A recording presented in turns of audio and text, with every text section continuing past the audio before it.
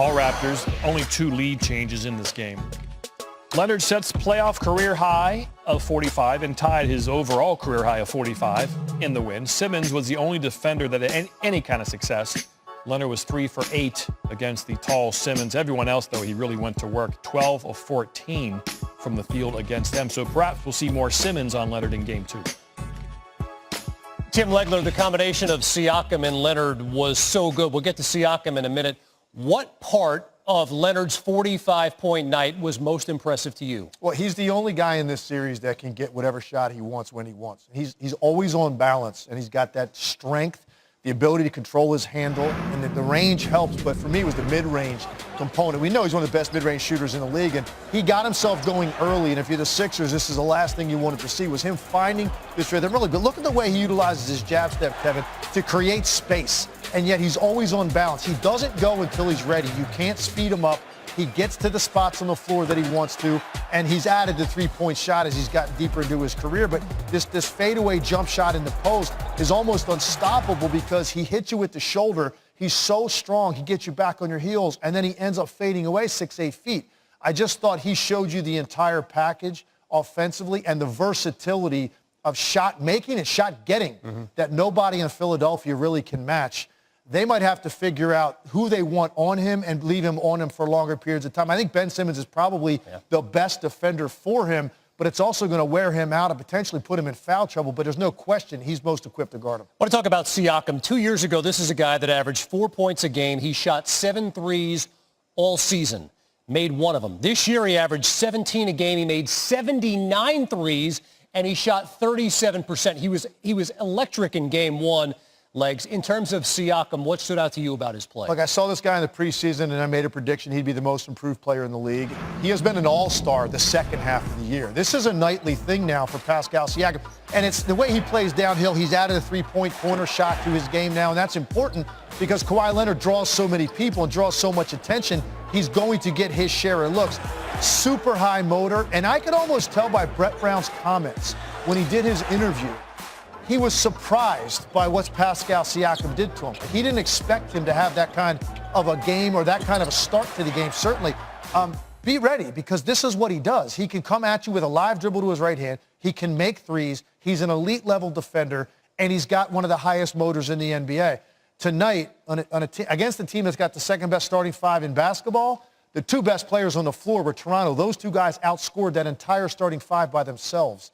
That's the damage that those 2 players did. They shot 28 of 38 combined in Game 1. Big reason why the Raptors take a 1-0 series lead. Let's take another look at the scoreboard from tonight's Game 1 in the second round between the Toronto Raptors and Philadelphia 76ers. Who you don't see, Jimmy Butler. He was 4 for 12 from the field, did have 5 assists, finished with 10 points. Here he is. Jimmy, how did you feel like they were able to break up your offense or kind of slow down types of sets that you guys were in once they got into their defense? I think they're a tough team to go up against when our defense is set. We talked about it. I think all in all, we turned the ball over, so they got out in transition.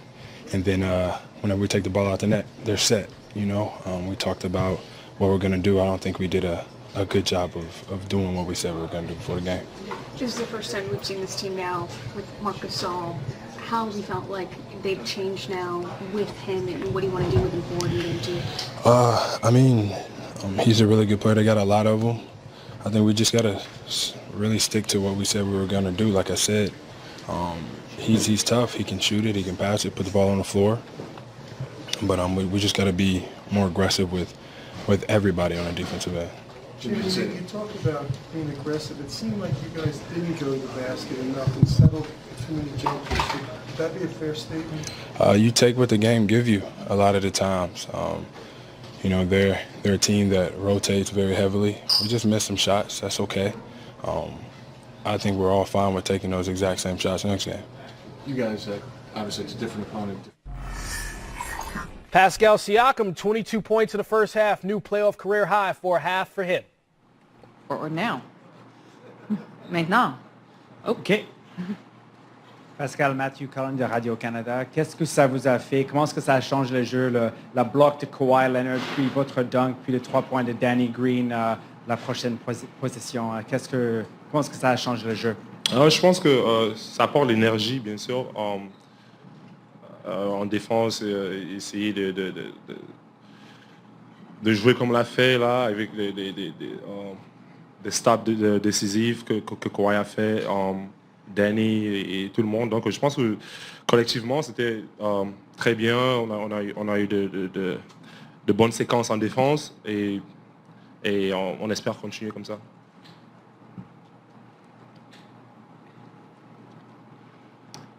Mike, on the left, halfway back. Pascal, Michael Grange from Sportsnet. What was it like between you and Kawhi in that first quarter? I think you each went 7 of 9, each had 17 points. Were you aware that each of you were kind of just rolling that way? Was there any interaction between the two of you? I saw what Kawhi was doing. I mean, it was unbelievable, and just getting to spots, making shots, driving. I don't know. I wasn't really like looking at myself. Like I saw what Kawhi did. I don't know if you saw what I did too. That's great, but I did. No, I mean it was good. Like we had early a lot of pace and try to play in transition and kind of take whatever the defense gives me and obviously if Kawhi is going off too, he's gonna get some attention and kind of open up the floor for me too. So. Any other questions in English, please? Josh, down front. How do you know it's in English? I just guessed. Josh Lewenberg, TSN. Pascal, for game one, how much of it as a team and individually for you is about feeling out the other team and what their coverages are, how they're covering you? Yeah, for sure, because we know, it's a long series. There's going to be a lot of changes and things, teams going to make adjustments. And I think, it's coming out just kind of staying true to who you are as a team and trying to execute. And obviously we know things are going to, there's going to be some changes and all that. But I think if we, stay within what we do and as a team and continue to build on that and I kind of adjust, with whatever comes at us. Stephen? Pascal?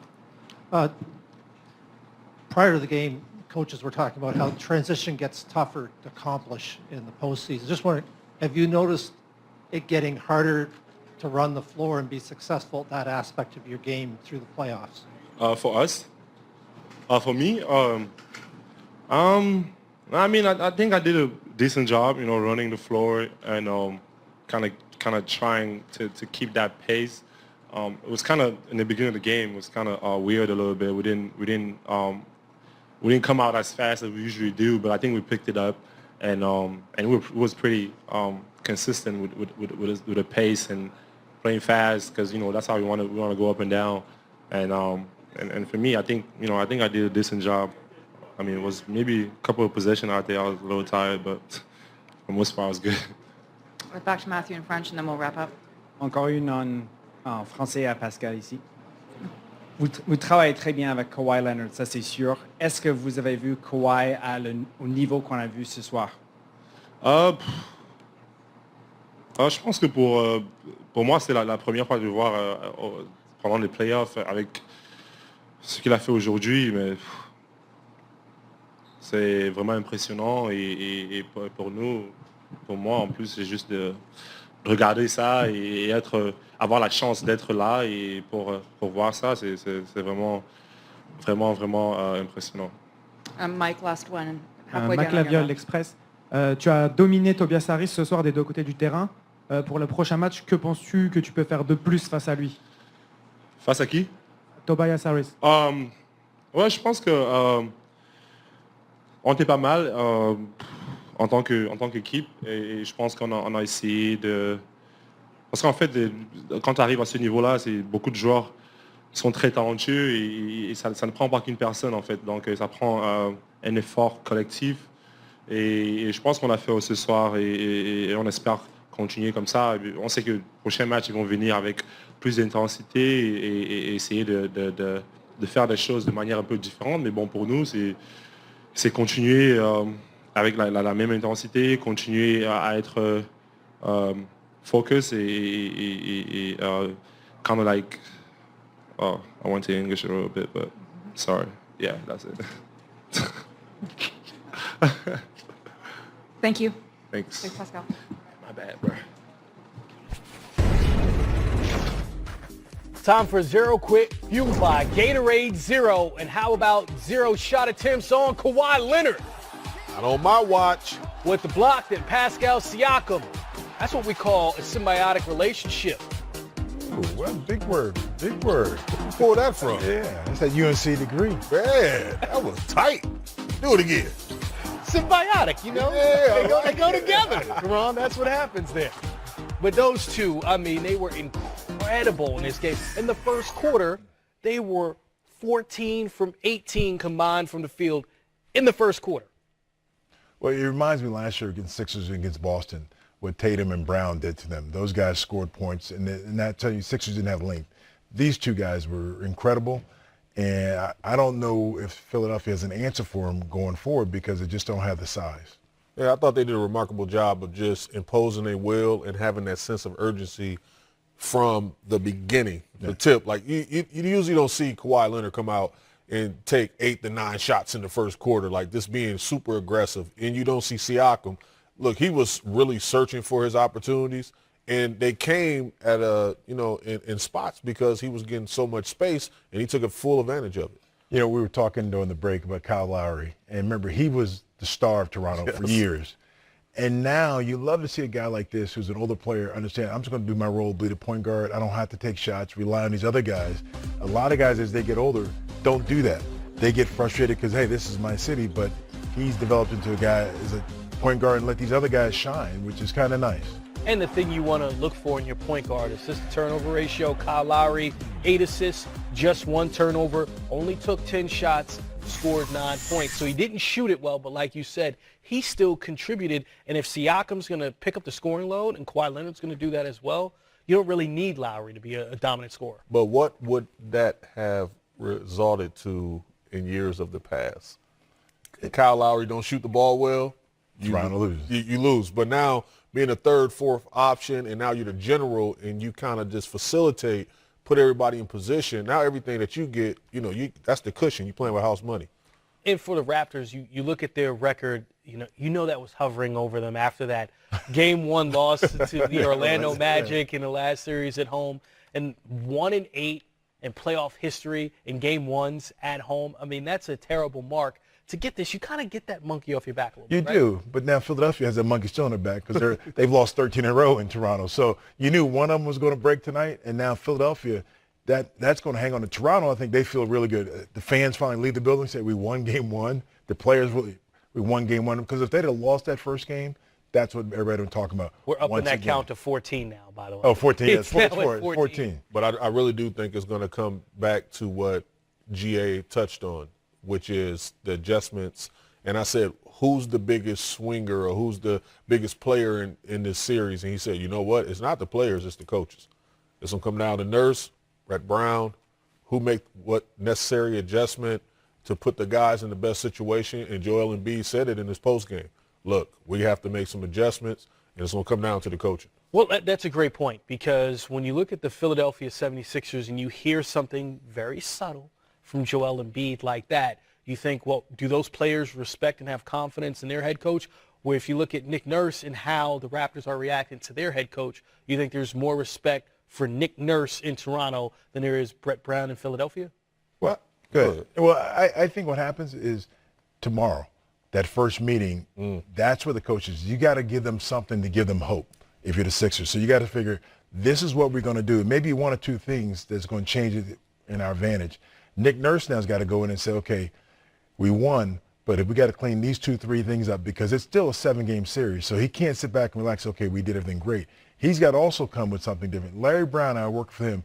He always would put a new play in or something so the players in their mind say, okay, this is the difference going to help us win that next game. I think anybody that, that's watching the game understand that if you have any type of basketball knowledge, what is the major adjustment that you throw at Toronto? Kawhi Leonard just had 45 points. So it's not going to be that easy for him just to navigate around. They're going to throw some things at him. So if you're Coach Nurse, you have to adjust and prepare for that. okay, if they blitz, all right, we're going to have somebody high where you have an outlet pass. You're going to put Marc Gasol in the middle of the eye so he's able to facilitate and exercise his right as one of the best passing big men in the history of this game to, facilitate. So, like, those adjustments. But if you're Brett Brown, you have to throw double teams at Kawhi Leonard in all facets because the players want that. Joel Embiid said that specifically, like, look, we got to double. Well, sometimes I just feel like you understand how this program is developing because guess who we're going to hear from now? Who? Marc Gasol. Guy you just mentioned. Man, Look at come on, man.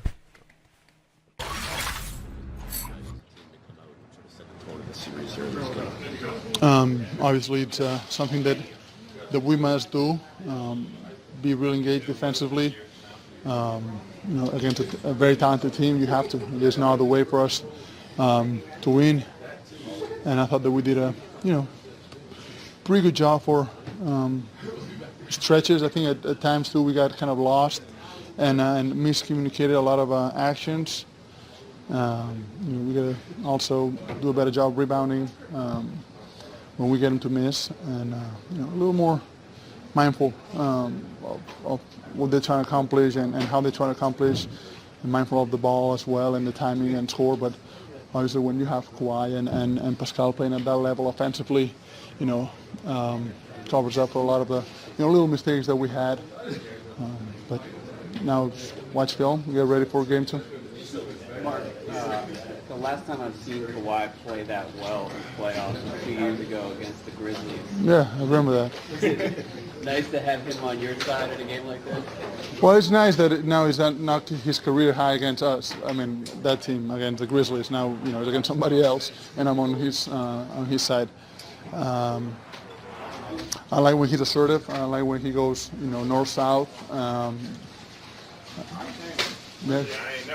What do you think's been the biggest difference for him in the postseason? It does look like maybe he's pulled it into another gear here the last couple of weeks. He's having that gear. We're going to put the ball in his hands a lot. We're going to create gaps in spacing. Set good screens for him, and he's a guy that is able to make those plays and heck of a player. You must be running out of nice things to say about Pascal. It seems like the longer the season goes, the further you go, the better he gets. Yeah, I mean, he's really good, poised. You have to do a good job early on in the game, getting good shots. I think that kind of allows him, to take it to that level and get confident, get going, and get in a rhythm. So it's a matter of kind of Kyle and myself with the first unit to get Pascal those good shots at the basket. If it's either face up or back down or off the rip, getting good looks. They got within 4 early third quarter when JJ had all those threes. What's being said in the timeout at that point? Is there anything you guys are specifically trying to remind yourselves about, or is it just very calm? Just be more mindful. Yeah. That's kind of the plays I was talking about just now. Be more mindful of what they're trying to accomplish with plays and time and score and those sort of things. So I think we did a pretty good job though of solving that issue and finishing possession with rebounds after that. I think they had 14 or 16 second chance points. When I looked up, we got to cut those down. Going back to that game against the Grizzlies that Kawhi had, how would you compare and contrast that versus it's a different scenario. Now I'm on the other side. I'm not comparing, that game when I'm trying to beat him on this game that I'm trying to help him. It's impossible to compare. Mark, you guys had neutralized Embiid pretty well. How would you feel about that at all? It's game 1. You're trying to make it kind of the same thing over and over again. I don't like repeating myself much. You just try to stay in front of them, be physical, contest his shots, box out. It's pretty. It's hard. He can beat a lot of people off his dribble, but he hasn't been able to do that to you. Why do you think that is the case? I don't know. I mean, I'm sure he'll try. I think he, it's hard with some of the guards, you got to be up higher because they you know, especially with JJ as a big, you got to be high and helping the guard coming over. He does a good job of keeping with that ball, especially on the left hand, and he's a really good player. Kawhi Leonard's post-game interview was just one question, but we're hoping to hear more from him next on Game Time Live.